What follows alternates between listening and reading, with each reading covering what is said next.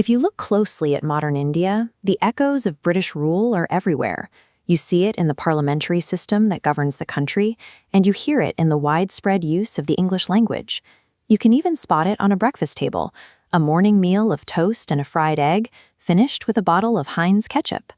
Beneath these cultural quirks lies a far more significant legacy: the permanent alteration of India's economic skeleton and its physical geography.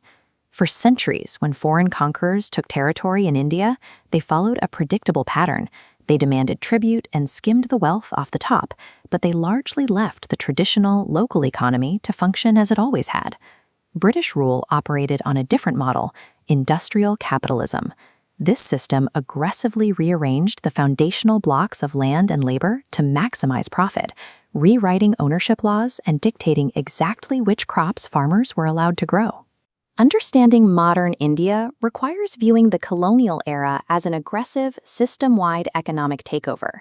In most Western accounts, industrialization follows a specific path. Machine production takes over, and large numbers of people leave rural farms to find work in growing urban factories. But in India, the arrival of British industrialization caused a massive reversal, pushing the workforce out of the cities and back into the fields. The mechanism was simple. The colonial government flooded the market with cheap, mass-produced goods from European factories.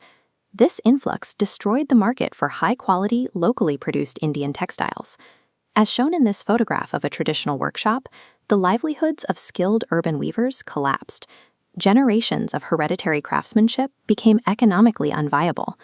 With their industries dismantled, these artisans had to leave the cities. They migrated into the countryside and fell back on rural agriculture just to survive.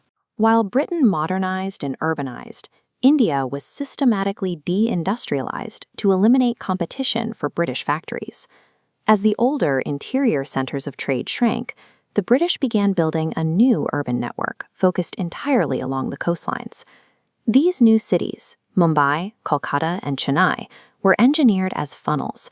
They linked the raw materials of the Indian periphery directly to the core of British capitalism. This harbor in Bombay shows that architecture in action.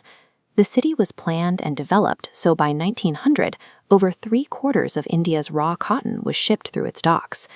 These ports systematically drained the subcontinent of primary commodities: jute, coffee, sugar, and indigo on an immense scale.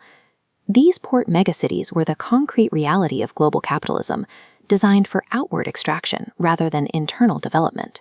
Beyond the movement of physical goods, the expansion of colonial capitalism relied on a massive, cheap, and strictly controlled labor force. This was most evident in the Assam tea industry. British planters set up gardens on unpopulated, dangerous hillsides and had to import hundreds of thousands of workers from distant provinces. To maintain this workforce, planters utilized fraud and lobbied for harsh penal laws to trap workers in disease-ridden plantations, making it a crime for them to leave. This created a stark contradiction. Indians were reading about Western liberalism and freedom while living under a colonial rule that utilized captive, coerced labor. The free market of colonial capitalism was built on the state-sponsored restriction of human movement. When India gained independence in 1947, the new nation inherited an economic architecture that was never meant to serve its own citizens. The nationalist movement recognized that political freedom was hollow without economic sovereignty.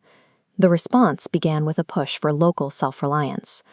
As these women operate traditional spinning wheels, they are reclaiming a part of the native industry that had been dismantled. The independent government then set out to overwrite the colonial blueprint, rapidly expanding heavy industry and massive cooperative sectors to fight systemic poverty. It is a striking paradox. The same forces of modern capitalism that subjugated India became the tools the nation had to master for its own survival. You cannot understand modern India's urban layout or its industrial ambitions without seeing the colonial scaffolding beneath them. The past is the very structure the present stands upon.